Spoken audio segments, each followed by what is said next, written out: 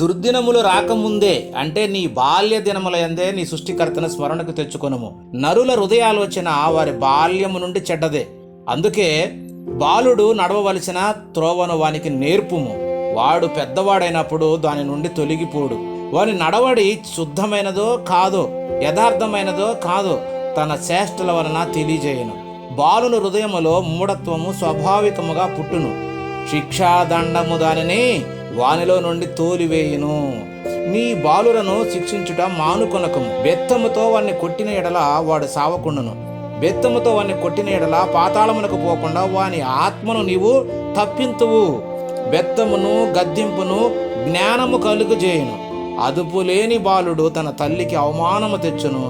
నీ కుమారుని శిక్షించిన ఎడల అతడు నిన్ను సంతోషపరచును. నీ మనసుకు ఆనందము కలుగజేయును. క్రైస్తవుడా, నీ కుమారుని శిక్షించుట మానకు.